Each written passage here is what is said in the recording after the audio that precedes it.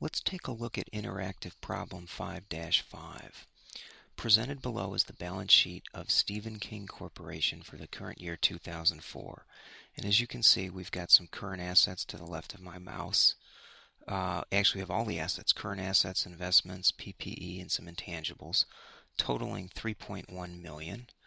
And we've got current liabilities, some long-term liabilities, and stockholders' equity. And here too it totals 3.1 million. And then we have 7 other points to consider. Let's read those quickly. Point 1 says the current assets section includes cash of 100,000, accounts receivable 170,000 less 10,000 for allowance for doubtful accounts, inventories 180,000 and unearned revenue of 5,000. The cash balance is composed of 114,000 less a bank overdraft of 14,000. Inventories are stated on the lower of FIFO cost or market. Now, number 2 says the investment section includes the cash surrender value of a life insurance contract for 40,000, investments in common stock, short-term trading of 80,000, and long-term available for sale of 270,000. So it looks like we've got 350,000 total investments identified under point 2 plus another 40,000 of the cash value of life insurance. There's a bond sinking fund of 250,000 as well, and the cost and fair value of investments in common stock are the same. Number 3 says property, plant, and equipment includes buildings worth $1,040,000 less accumulated depreciation of $360,000, equipment of $450,000, where my mouse is, and I'll just leave the mouse over here, and land $500,000 held for future use of $270,000. Okay, number 4, intangible assets include a franchise of $165,000, goodwill of $100,000, and discount on bonds payable of $40,000. Note 5 says current liabilities include accounts payable 90,000, notes payable short-term of 80,000 and long-term of 120, and taxes payable of 40,000. Long-term liabilities are composed solely of 10% bonds payable due in 2012. Number 7 says stockholders' equity has preferred stock, no par value, authorized 200,000 shares, issued for 70,000 shares for 450,000, and common stock at $1 par value, authorized 400,000 shares, and issued at 100,000 shares at an average price of $10 per share. In addition, the corporation has retained earnings of $320,000. Okay, now the requirement is to put together the balance sheet, and I have that presented on this page. Now we're only going to see part of that. Let me shrink it a little bit, and perhaps we can get a little bit more on the screen. Yeah, that may be useful, but actually, rather than having the solutions, what I want to do is hide the solutions, and then we'll bring them to light as we work them. Okay, so here we have the Stephen King balance sheet as of December 31st, 04. Now, I would actually spell this out rather than using Excel's date format and make this say December 31, 2004. Okay, that would be my preference, and that's what you typically see in financial statements. Okay, let's go back and handle cash first. They tell us that there's cash of 100,000, right there, 114, less a bank draft of 14,000.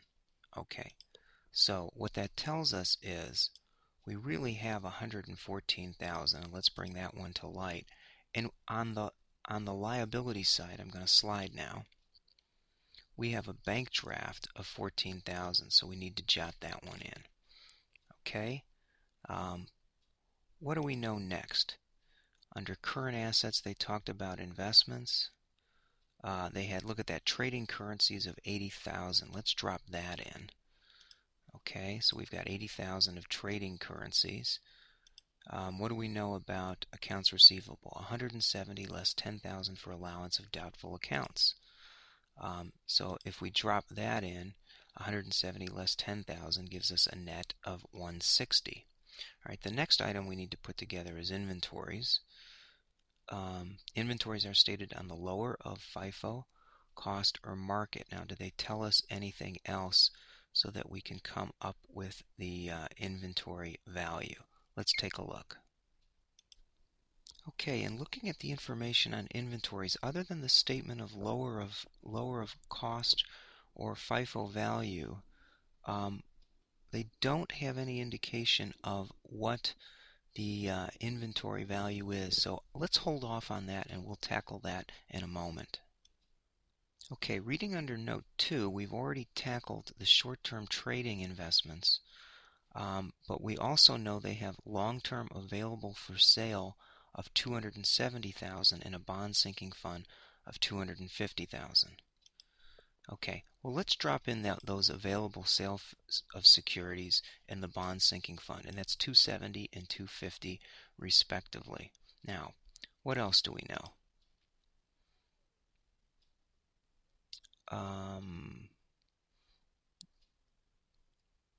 We've got land held for future use of 270,000. Well, if it's not currently being used, then it belongs in the investment section. So let's drop that in rather than in property, plant, and equipment. And then they also told us that there's 40,000 of cash surrender value of life insurance. Now, that takes care of all of the investments, so we can drop in the sum command and we come up with 830,000. Okay, reading note 3, the property, plant, and equipment had buildings of $1,040,000 less accumulated of 360, so we can drop the net of that in, right? And equipment is 450 less accumulated of 180, so again we can drop the net of that in, and land is 500,000. Let's drop all of those in now.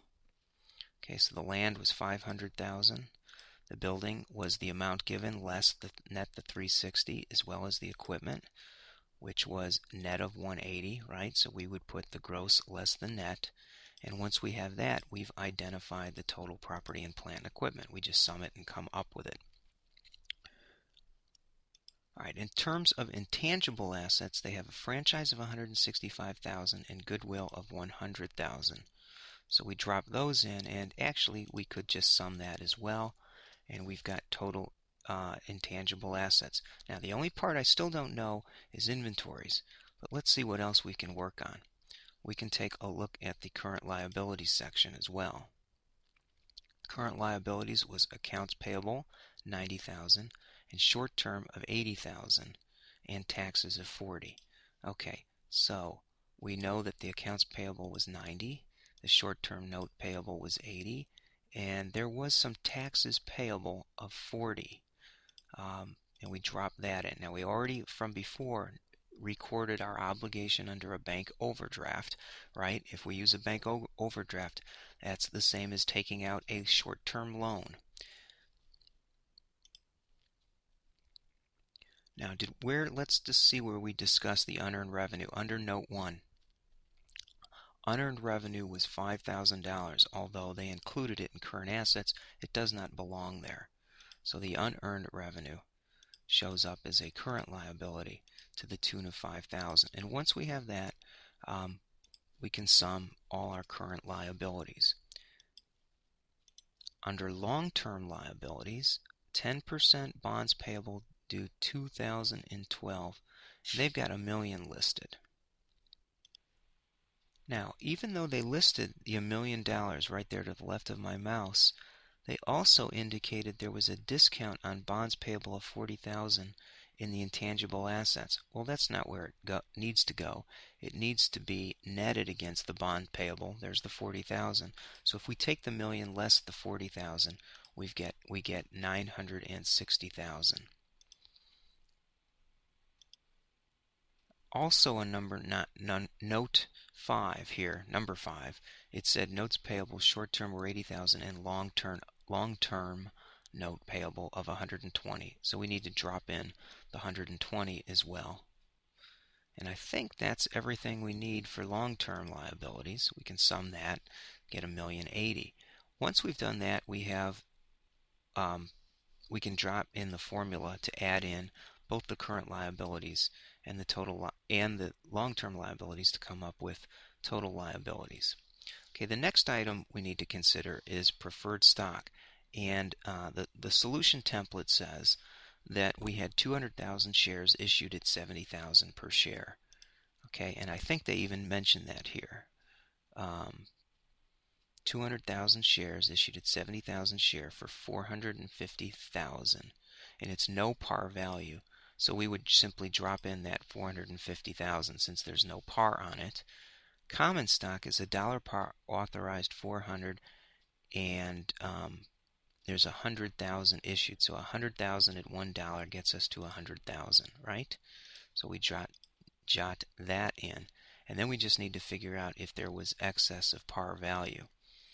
And what do we know? Issued 100,000 at an average price of $10. So if it was issued at an average price of $10, $1 is the par value, then we had 10,000 shares. I'm sorry, 100,000 shares times $9 excess of the amount paid over par value. So if you to do that the slow way, it would be 100,000 shares times essentially the $10 that we got less the $1 legal capital or par value, and that comes out to 900,000. Now, once we do that, we can come up with a formula or come up with total paid in capital. Okay, so we sum that of $1,450,000. All right, and the corporation has retained earnings of $320,000. So we drop in the $320,000. All right, now what I'm going to do then is say we can calculate now the equity side, which is the sum of the total liabilities. Actually, let me put this total in here first. First, we would sum in the stockholders' equity, which is total paid in capital plus the retained earnings, right? And then if we add the total stockholders' equity to total liabilities, we've identified the total liabilities and stockholders' equity. Now, if we know that that's 3079, we can set this equal to it, right? And let me bring that to light.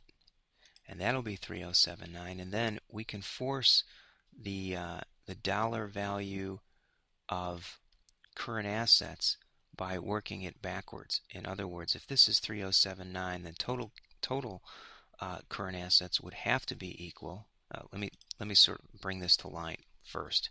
That's what I'm going to do. Change that to that. Total assets less, and I'm going to sum this way, less intangible assets.